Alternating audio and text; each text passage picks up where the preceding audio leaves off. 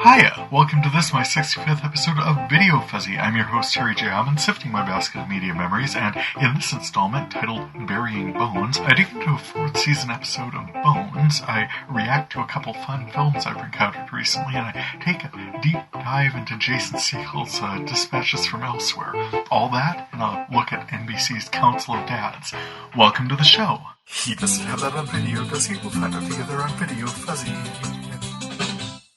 First, a quick aside, it's June and we're coming up on the 3-year anniversary for VideoFuzzy. I've got something fun planned to mark the occasion. We'll see soon enough how that plays out, but in the meantime, I wanted to say how much fun I'm having with this project. I love great shows and storytelling and looking for connections between them. I love commenting on media I encounter, and this platform gives me a great opportunity to do all of that. Thanks for joining me. Along with media reviews, I talk about what's been going on with me, and I can hardly pretend the events of the past few weeks haven't had an impact.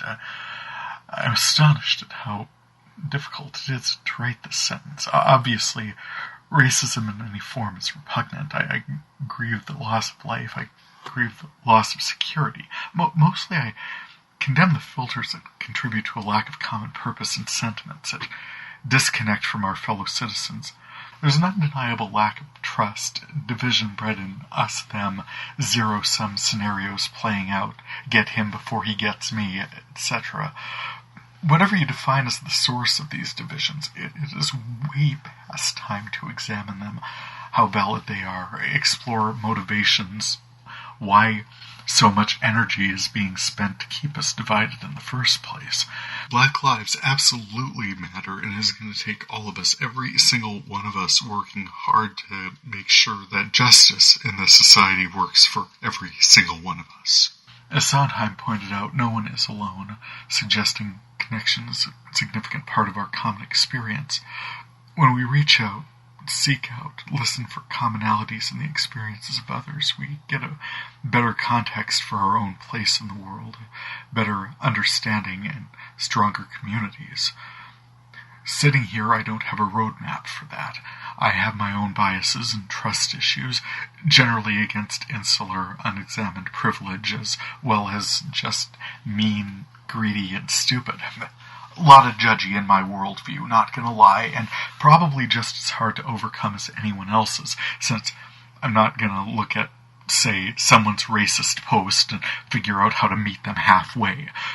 I'm definitely blocked people for covidiocy and some breathtaking racism I've encountered, which absolutely contributes to the division, but I think it's valid to limit the toxicity you decide to expose yourself to.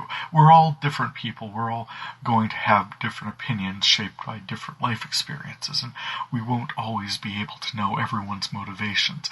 It's definitely okay to say what's not okay, and that informs the kind of people we are and the kind of country we want to live in. All we can do is try. Sorry for the off-topic. Seriously, if you're listening to this, you probably already get all of that. It's just been on my mind a lot lately, and I hoped it could help. As you were. Correction. Error. So, last time I went off on how Superstore was pretty ballsy, closing their season on a cliffhanger called California Part 1. Who even knows what network TV is going to be like this fall? How is the corporate California storyline going to play out with all the rest of the characters stuck in the St. Louis store? And, how the coronavirus epidemic sort of wrecked the Shyfest 2020 storyline. Well, as it happened, more than I could even have guessed. This was pointed out to me by the fine folks at the Damn That Television podcast in their comments on California Part 1. Whilst foaming at the mouth over the show's decision to close the season on a cliffhanger, I neglected to note the episode count. California Part 1 was episode 21. Their other seasons have run 22 episodes. Probably this one did too. Probably California Part 2 was meant to air the following week, and it couldn't because life, the universe, and everything. I so get that. Thank you, Superstore, for airing as much of Season 5 as you could. Good work, everyone who's been a part of it, and so looking forward to seeing the season finale, California Part 2, whenever you're able to. Good luck. Cheyenne's still... No way is she 21, though. That's just reality. Peace! Friday Night Feature. On disc 889, I found an episode I referenced back in episode 32, having spotted Vicki Lewis of NewsRadio playing a beautician in an episode of Dirt, noting that if I was still recording episodes of Bones into the show's 4th season, I would likely encounter her again. A couple weeks ago, I found that very episode, The Skull and the Sculpture, so I determined that would be a fun episode to feature. Oh boy. The facts were these. A genius artist crushes cars and presents them as art, but he ends up inside one. Found by a couple of derp teenage junk scavengers at a scrapyard looking for a gift for his dad, pries a side mirror off a crushed car, finds a skull inside, or, as it turns out, an entire dead body. A receipt for the crushed vehicle leads investigators Booth and Bones to an art gallery, where they find the crushed-up car and Vicki Lewis as the very heavily made-up gallery owner Helen Breidenbecker, who identifies the work as that of Jeffrey Thorne, whom Roxy, his assistant of 4 years, identifies as the corpse inside the crushed vehicle. "Oh no," she asks Helen, "do you think he finally did it? Finally made himself part of his art?" There, Helen comforts her. He would never. Meanwhile, in the wake of her breakup with conspiracy theorist Hodge, resident computer expert and artist Angela tells Psych Consult Suites that she feels she's ready for a new intimate relationship. Or maybe to renew one.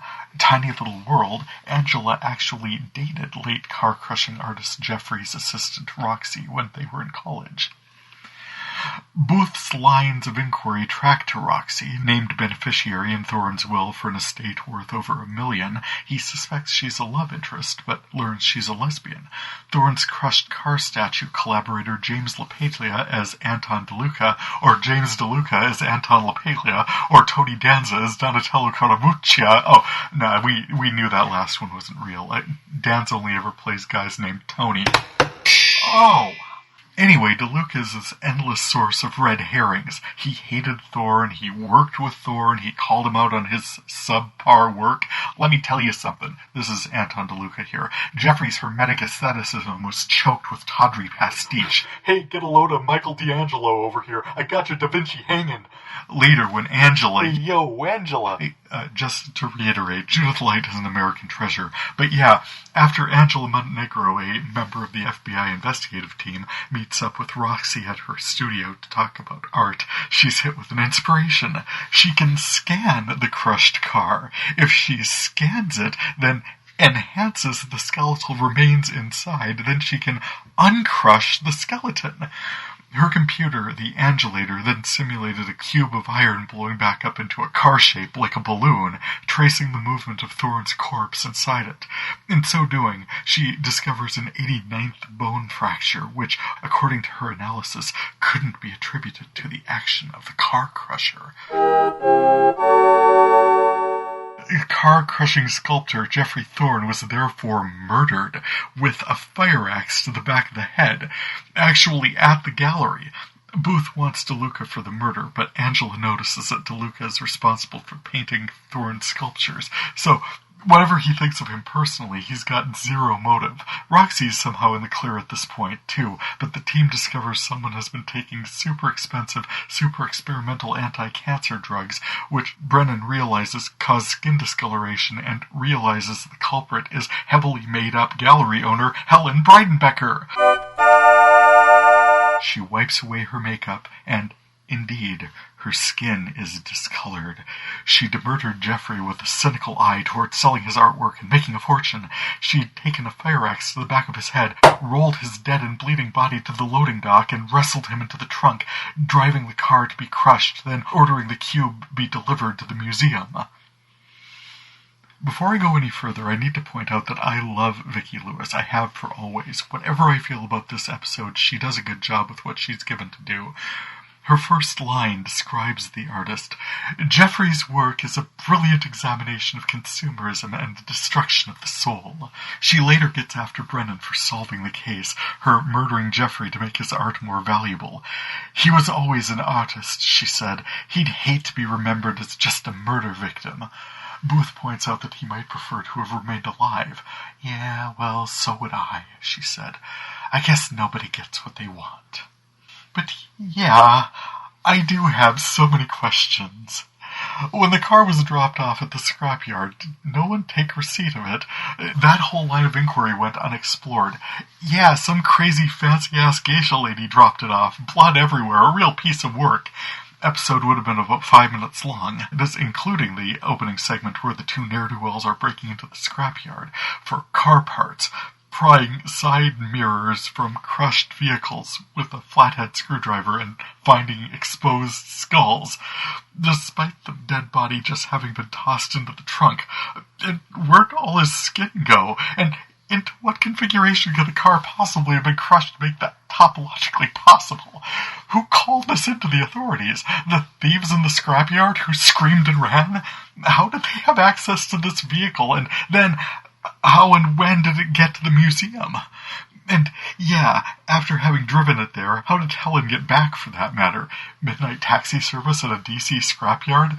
Did she stash a bike in the back seat? Because now I've got a hilarious image of Vicki Lewis, glass of wine and kabuki mask, pedaling along like Margaret Hamilton after midnight to her crime scene of the museum, where apparently the next thing she did was schedule a performance artist who dumps pig's blood everywhere as part of her act, and dump a bunch of turpentine in a line to the loading dock, which stayed quite flammable for quite a long time. Intriguing. In and among all of these inquiries, the investigation was hampered by the assertion that Jeffrey's purported final act of enclosing himself in the trunk of the car before crushing it like a pop can made the crushed car an important piece of art. Their investigation into the disposition of the body inside the crushed car enjoined by a judge. This is where some consulting wouldn't have gone awry. The presence of human remains makes the crushed car a crime scene. A judge, I do not believe, would rule that the dead body, even on suspicion of suicide, would stay in the so-called art, particularly absent a suicide note.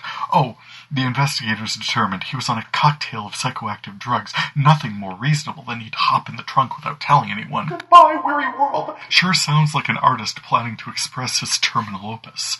Representing the Attorney General's office in the matter is Patricia Belcher as Caroline Julian, who crossed DC traffic to, in person, deliver the injunction, seconds before the team started cutting into the art, which, incidentally, is sitting at room temperature in Dr. Brennan's palatial lab for however it got there, whenever it got there, dripping blood the whole way. Julian makes it clear from the outset that she's got no regard for the judge's finding that the dead body is art, but then she later gets super upset when Bones dumps a bucket of flesh-eating beetles into the sculpture. Again, rotting corpse, suicide or otherwise, is not art, and what Brennan did simply sped up the process. Not, mind you, that it was worth the effort. The body would still be entirely encased within the wreck. Which brings us to one of the most vibrant examples of Bones basically being science fiction is the Angelator, the world's most powerful computer, wielded by the Jeffersonian Institute team's art consult for the purpose of tissue reconstruction, facial recognition, really anything the writing team needs for it to do. When her meeting with Roxy sparks inspiration, Angela got to work programming. She had all that green laser beam scanning, all that math to do, all that reconstruction. Based on the exterior scan of a cube of iron, she superimposes a reconstruction of the skeletal remains, shines some light on it, a little beep boop, reconstruct the whole thing. Hell, NTSB investigators would kill for this tech. And all of this did assume the body was in the trunk. Had it been in the cabin, that would have changed everything. Had it been lying in the back seat as opposed to the driver's seat, that would also have changed everything. Reconstructing from the exterior of the vehicle is one thing, but when you're accounting for not only the crusher, but the guts of the car itself, you won't be able to. There were just so many variables. Hell, if Helen had just thrown the axe into the trunk with him, no one would have been able to swear it hadn't accounted for that final fatal blow. I mean, there's just so much to make fun of. This season was the first post-Zach's unmasking as the Gormagon Killer's apprentice, and I can't deny that his chemistry with Hodges was a huge part of this show for me. Absent Zach's earnest and insidious naivete, the team was joined by a steady stream of new lab techs, each of them quirky in some significant way. The one we got for this episode was Carla Gallo as Daisy Wick, a young, eager-to-help but fumble-fingered lab assistant who bragged she was able to probe the wreck, the art, with the camera better than team leader Cam Soroyan, but couldn't pull it free without it collapsing pointlessly in her hands. Later, Cam asks Sweets to fire her for her, and he does, revealing as he does so that they're actually in a relationship. The writing is just tortured. Booth and Angela confronting DeLuca about his FBI record as a forger and an ex-con. That was all available ahead of Booth's first meeting with him. Bringing Angela along let her match his brushstrokes to his contributions to Thorne's work, but when did she get a chance to see his other sculptures? DeLuca never even saw this last one, so never painted it, and Angela hadn't been to the gallery, so what exactly was she comparing them to? When she said, he forged Francis Bacon, Lucian Freud, he must have been good, I was like, well, if he'd been that good, he'd never have gotten caught and served time, so, yeah. It felt like they had a basic script and it was too short, so they needed to keep adding things that made no sense. The opening sequence in the junkyard, the injunction from the judge denying them access to investigating the crime scene, the second interview with Anton DeLuca, and not enough justification for Helen's murder of a high-profile artist. She has cancer, she needs this spendy medicine, she'll kill this artist, and all his pieces would sell for sky high. The derp is strong with this one. Cross Connection. I mentioned the potential for encountering Vicki Lewis in this episode back in episode 32, so it was cool to find this episode. In other Bones connections, Patricia Belcher was Judge Hosendike in Trial and Error, with appearances in Will and Grace, My Name is Earl, and Close to Home and In Plain Sight, and she was in Boston Legal, which I've already, with Ed Bigley Jr. of 6 Feet Under, so Studio 6 Feet Under challenge met. But the connection we're looking for here isn't NewsRadio or Trial and Error or even Jonathan LaPaglia in Moonlight, which random, but rather the reason I was even watching the show in the first place, this tall, sexy slab of handsome by the name of David Boreanaz. I enjoyed him in Joss Whedon's Buffy the Vampire Slayer since the early 2000s. My sister shared her disc set of season 2 with me, and then FX was running the whole series. They had a thing for the longest time running Buffy episodes back-to-back at about 5 in the morning. I would watch an episode while I got ready for work and then watch the other one when I got home. Meanwhile, in about 2003, I started watching Angel in real time and chatting about it online at TV Tome, which eventually became TV.com. I was one of a couple dozen active members of the Angel discussion forum, and we'd log in after and chat about the episodes and the storylines and the characters. Such fun. I have so much love for all of these people. Boreanaz played the title character, tall, dark in forehead, somber and broody, vampire cursed with a soul, walking the earth, helping the hopeless, standing against injustice, sometimes shirtless, generally being pretty awesome. I really enjoyed the show. So, I watched him in Buffy, I watched him in Angel, and when that went off the air in 2004, I started watching him in Bones. We even came up with plausible backstories by which he could actually still be Angel. Maybe he fulfilled Shanshu prophecy, maybe he regained his humanity, maybe he found that ring Harmony had that one time that made her pervious to attack, joined the FBI, passed the training, laid in the backstory as an Army Ranger, etc. But Sealy Booth was his own character with his own backstory, a glimpse of which we got in this episode when he recounted his story of his favorite aunt, Aunt Ruth, and her girlfriend, in reference to how cool he is with Angela's past year-long relationship with Roxy. Anyway, I cut Bones a lot of slack when I was watching it live. It doesn't hold up to a lot of rewatching. I think I kept archiving it through to when they featured a particularly painful storytelling episode acting out one of the title characters' murder mysteries, which she wrote while Booth was in a coma. I don't know if it cribbed any work from the actual author the series is based on, or if the writer stitched together from whole cloth. Either way, I could no longer ignore how flawed this show was.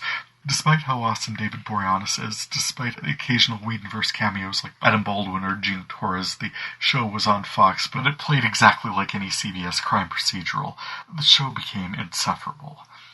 Also, around the spring of 2009, I started recording a podcast that kept me busy watching a lot of shows I normally not have watched so as to comment on them. Thus, Bones and Boreanaz drifted mostly into my rear view until the premiere of SEAL Team on CBS fall of 2017, where I watched the pilot episode and determined I didn't really need to see any more of it. Those comments about the 15-minute mark in episode 10, if you'd like a refresher. There's no denying it, though. Whatever I think of the shows they put him in, David Boreanaz continues to look awesome. In other cross-connections, I saw an appearance by Whoopi Goldberg in an episode of the U.S. version of Life on Mars. I don't know what it is about her exactly, but Whoopi's got a vibe that seems really at home in the context of the 70s.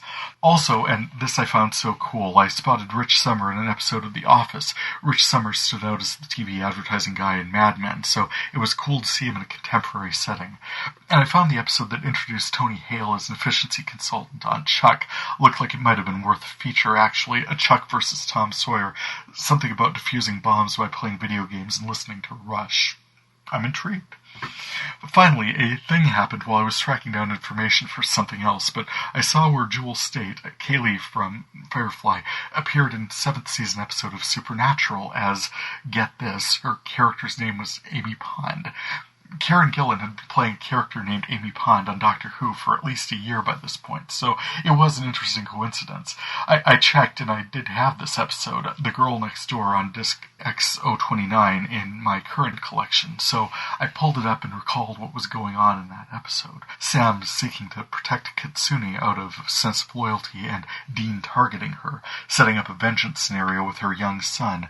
Jewel was well cast, and it seems I have 2 beautiful ginger Amy Ponds knocking around in my collection.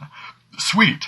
But the thing that really stood out to me was, okay, on Sci-Fi, they've been running the DC Comics Harley Quinn series rebroadcast largely unedited, which I think Kelly Cuoco does such a great job, and more on that in a bit, but clicking around on that one showed me my latest. Golden Thread. Yeah, along with Harley being played by Kelly Cuoco, who both Ralph and I have enjoyed for years on The Big Bang Theory, I realized the Joker is being voiced by Have Some Candy! Yep, King Candy himself from Wreck-It Ralph. Alan Tudyk, washed from Firefly, he's all over my collection. As always, according to IMDb, I'm showing him in Frasier. That's more stuff I watched than is likely in my collection. But I've got the Firefly disc set as well as Serenity, and then I've almost certainly got him in the V reboot from 2009, in Joss Whedon's Dollhouse, in Napoleon Dynamite, in Dodgeball as Pirate Steve, in Abraham Lincoln, Vampire Hunter, and as mentioned, King Candy in Wreck-It Ralph, and Knows More in Ralph Breaks the Internet, shows up in Justified, caught most of that series, and this one was in the Dark Ages, or for sure I'd have recorded, at least every single frame of it, the FX production of Chosen. Pretty sure I saw most of that show. A big white gay bear rapper. Wow, that was subversive. Tudyk was in that. He was in Big Hero 6. We've got that around here somewhere. I know he was in Frozen as Wesselton and Zootopia as Weaselton. That was fun. Also, I added this one not too long ago. He was in Maze Runner 2 with the Scorch Trials. Haven't really been seeking out a lot of dystopia right now for reasons, although it occurred to me recently it might be worthwhile to pull up my copies of The Hunger Games sometime for a refresher. That's on the to-do list. I've got him as Mr. Priest in Dirk Gently's Holistic Detective Agency's 2nd season, Van Wayne in Powerless, and now I'm enjoying him as the Joker in Clayface and Harley Quinn. Man's been in all sorts of things. Incredibly versatile actor, always a strong storyteller, shows up all over my collection, and just thought this would be a great opportunity to celebrate him. Oh, right. Well, in terms of Studio 6 Feet Under, he's not an especially long walk. Quickest might be Harley Quinn, actually, with Kelly Cuoco, and Big Bang Theory with Studio 60's Simon Helbig. Boom. None of Whedon's shows are too far away, what with Nathan Fillion and Buffy and Firefly, and then also, oh hey, with Helbig and Dr. Horrible's sing-along blog. Tracks him to just a step or two from damn near everyone. Cool. Diving into my classic collection. Other finds that stood out, I encountered a good slug of West Wing episodes I'd recorded off of Bravo. It was fun to imagine the kinds of intelligent deliberation going on in and around that space envisioned by Aaron Sorkin, but I couldn't spend the kind of time with it that I definitely want to one day.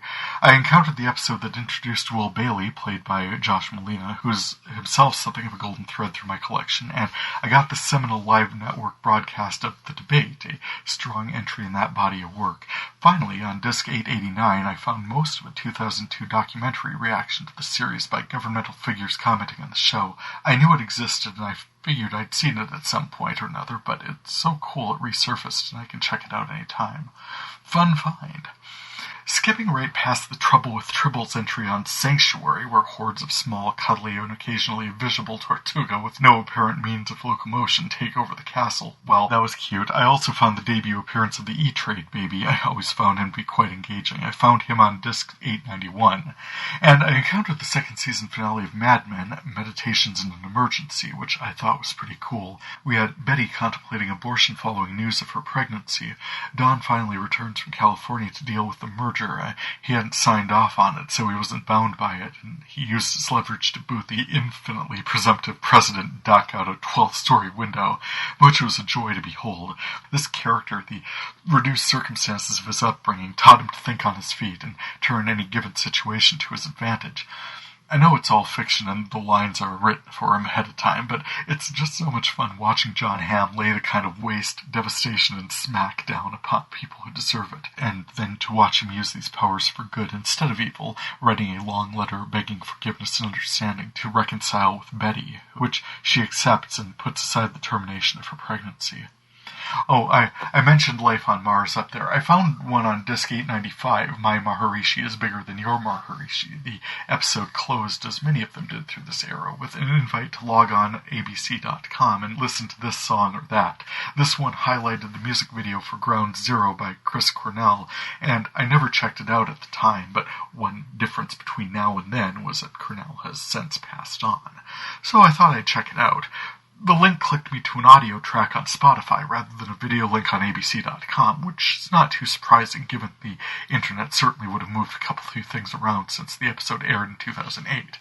The vibe of that song was perfect, though. A great 1970s vibe. Wouldn't have sounded remotely out of place in the episode. Then, after Cornell, autoplay gave me Bowie singing the 1997 remaster of his single Life on Mars, so bonus. Both songs, I thought it was cool that following an on-screen directive from 2008 were still active, if from a different source. Jon Stewart and his wacky list of things. Then, I debated whether to share this one. I feel like, okay, this is one of those where the original presentation is funnier than my take on it, but I can still give you a basic idea. Joe Biden made comedy news in 2008 for making some kind of gaffe. They then cut to John McCain, who made an even bigger one, and closed with then-Senator Kerry recounting the biggest one. Kerry recalled he'd gotten the boxers or briefs question. He was gonna say commando, and when they asked John McCain about his underwear, boxers or briefs, he said, "Depends."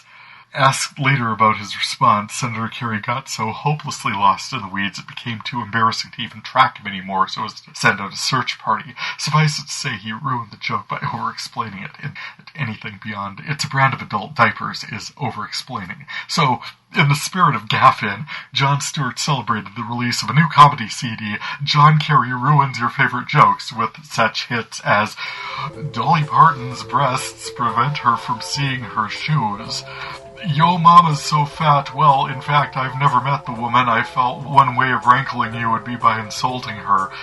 The word pianist sounds a lot like the word penis.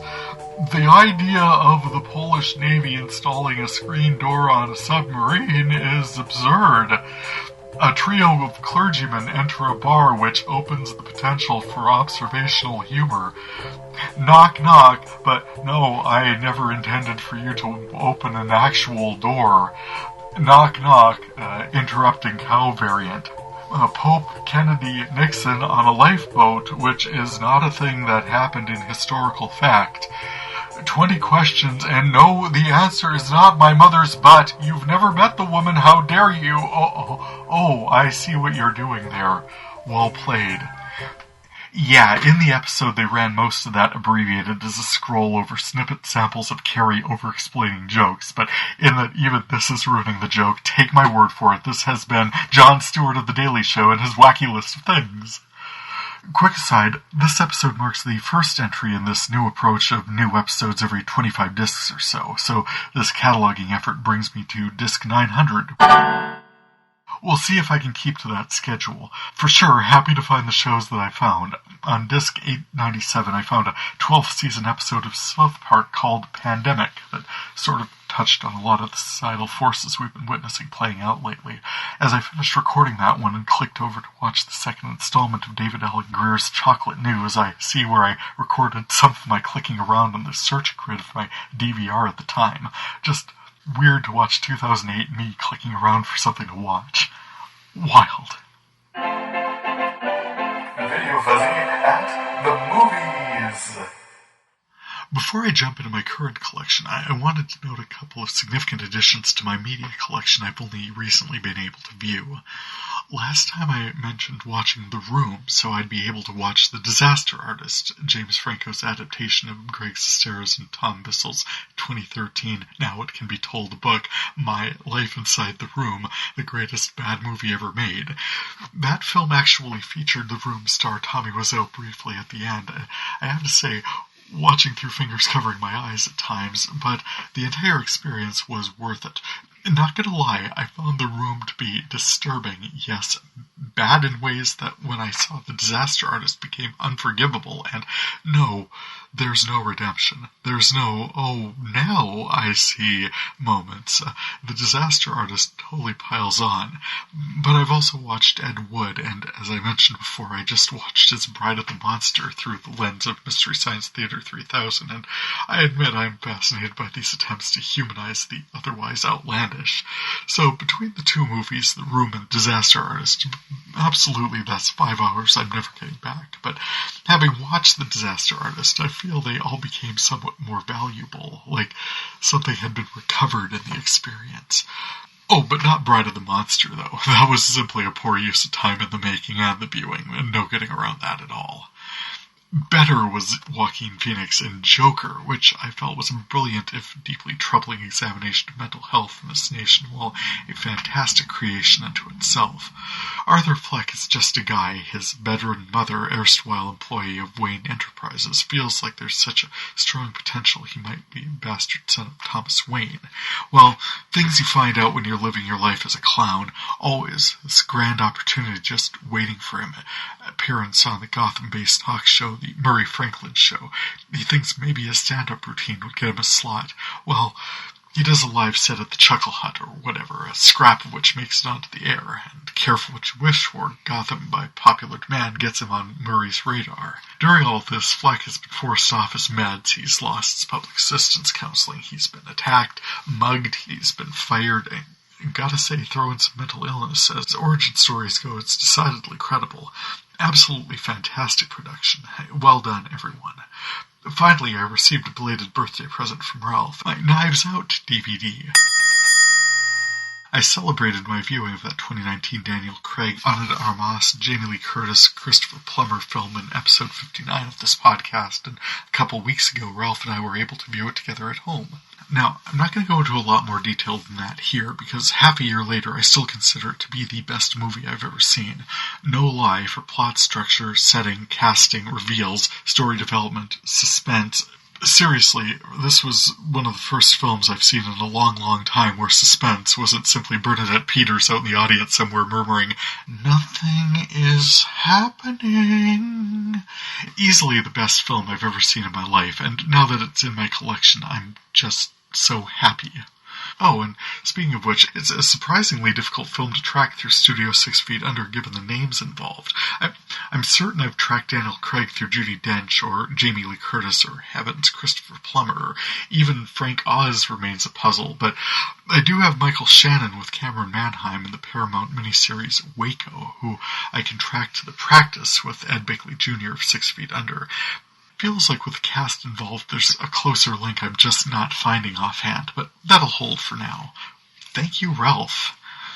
As you can see from my blog, I encountered a lot of other movies in this set, including Cate Blanchett and Jeffrey Rush in 2007's Elizabeth, The Golden Age, the FX presentations of Hugh Jackman's The Greatest Showman and Meryl Streep in The Post, the sci-fi presentations of Bruce Willis in Marauders and Woody Harrelson in The Duel, and the Sundance presentation of Robert Downey Jr. in 2007's Zodiac, which I've now seen 3 or 4 different takes on the story of the Zodiac Killer, all of them interesting in their own way.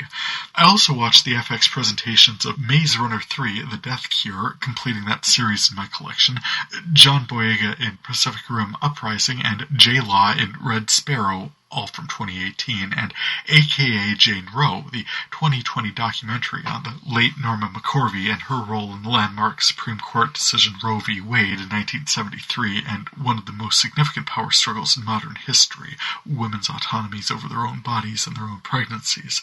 She comes across as a hoot. Seriously, this documentary was difficult to watch sometimes, but it's absolutely worth it to meet this woman, hear her story, and get to know her as a human being with her unique influence and window on American public opinion over the course of 7 decades. Quite enjoyable piece, and quite well done. Checking out my current collection.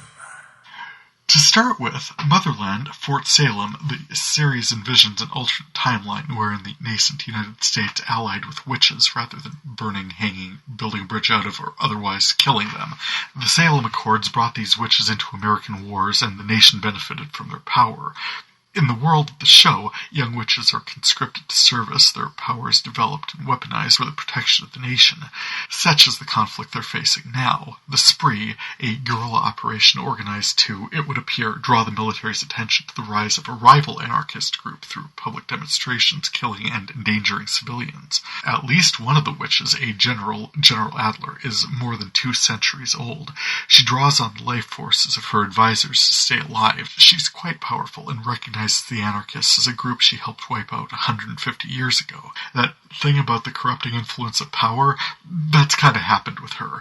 She's sending trainees into harm's way before they're ready. She's justifying this because they're talented, never mind their ranks have been infiltrated by the guerrilla operatives who are, anyway, killing civilians to make some kind of a point. And when the president, Cheryl Lee Ralph as President Kelly Wade, tries to rein her in, Adler and her advisors puppet her, take control of her voice during a public address to make her say that she's putting Adler in charge of everything. Normal circumstances, I suspect this stops everything in its tracks. Whatever she says in the public address, President Wade will sign whatever she signs and governs how she governs. It feels like if the military is invested with powerful magics, the president is going to have a solid coven of witches protecting her interests as well. Minor quibble in an otherwise brilliant show, the main message of which, particularly to young women, is that you're powerful, you matter, don't be afraid, you've got this. Be brave, stand up for your friends, stand up for what's right. Your power is in your voice, so don't let anyone silence you. All of these are fantastic messages right now, and I'm definitely looking forward to a second season for this amazing show. Well done. Moving on, a few weeks ago I encountered the pilot episode of Council of Dads, an almost comically earnest family drama ostensibly centered on Lily, a young woman bent on following her dreams of being a writer far away in New York City, but instead documenting the lives of her blended family in the wake of her father, Scott, succumbing to cancer. She's distracted by the prospect of falling in love, a summer romance with Evan. She's not going to, though. She can't do that to him. She's going away, but when her father dies, she decides to stay, and then within 3 months of the man's death, she's getting married to Evan, and 3 of her late father's friends stand in for him at the ceremony. Anthony LaBelle, a chef or something, Michael O'Neill as his AA sponsee Larry Mills, and J. August Richards, Charles Gunn in the Angel series as Dr. Oliver Post, probably the biggest reason I tuned in and gave it a chance in the first place. I get that this is technically being written from the perspective of a lovesick teenager at the most emotionally traumatizing moment of her life, but wow, this show is insufferable. The pilot episode was just impossible. I mean, it's cool that there's such a front and center celebration of otherness, inclusion, family defined by love, not blood, blended, adoptive, supportive, that the energy is ever so positive, and I wish them well, but what I saw was hopelessly laden with schmaltz, and I will not be tuning in, sorry. Closing on a couple of high notes, Sci-Fi, as I mentioned up there, is rebroadcasting largely unedited episodes of DC's Netflix original production of Harley Quinn, featuring Kelly Cuoco in the title role, rooming with Lake Bell as Poison Ivy. Ralph and I have been enjoying the crap out of this production, which has just been a huge amount of fun so far. As of episode 4, Tony Hale as Dr. Psycho, Ellen Tudyk as Clayface, and Ron Funches as King Shark have joined Harley's crew, and they're about to get evicted from Ivy's fabulous apartment by Jason Alexander as Cy Borgman. The thing we enjoy most, well, we enjoy a lot of this one. The scrapes Harley gets herself into, the capers, how they don't always go according to plan, and the hilarious last-second plan Bs she always manages, and, oh yes, the character histories and personal dramas. They're all a lot of fun. But really just so damn satisfying is Lake Bell as Poison Ivy. Centered, grounded, focused, a fantastic foil for Harley. She absolutely knows how to make an entrance, keeps her cool and her wits about her. I enjoy her resistance to mansplaining and reluctance to suffer fools. The person we are reminded of most in this character is Jane Lane from Daria, who we both love so much. It is absolutely the right energy for as outrageous as Harley quite occasionally is, and early as this is in the series, easily one of the best parts of it. I've got the rest of Season 1 stacked up on the DVR, very much looking forward to seeing how it continues. Finally, I was going to go into a lot more detail about what I thought of the AMC production of Dispatches from Elsewhere after watching the finale, but the finale was not so much a finale as a self-contained epilogue to what I'd been watching all the other weeks, which kind of gives this show 3 different endings, but I'm not complaining. I was sort of anticipating it, actually. The finale opened with a clown-faced boy we've seen here and there throughout the production. He grew up in the 1970s watching old movies and The Muppet Show, convinced that he could do this. I want to do that, he tells his parents. I want to be a great actor. His parents bring him to an audition, and he wows the talent agent in attendance. He books the shows, he performs the routines. It is demonstrated to us that he becomes burned out at a terribly young age. Flash to Jason in the AA meeting. Jason, the actor, Jason Segel, who has played Peter in the other episodes. The story we've seen of the clown-faced boy is what he's telling the group. He was always an actor, he got burned out, and he doesn't know what to do next. Enter Simone, who reaches out to him, opens her world as an artist, and puts him in touch with the Elsewhere Society.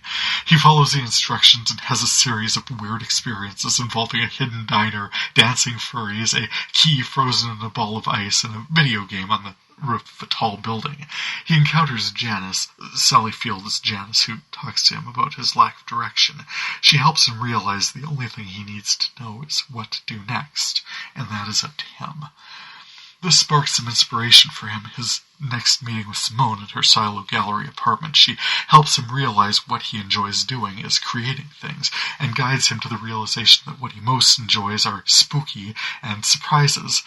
Based on this, he writes a script about a possibly missing girl and a game centered on an intriguing secret society celebrating art and music and creativity, culminating in a great big party, which should have been the finale.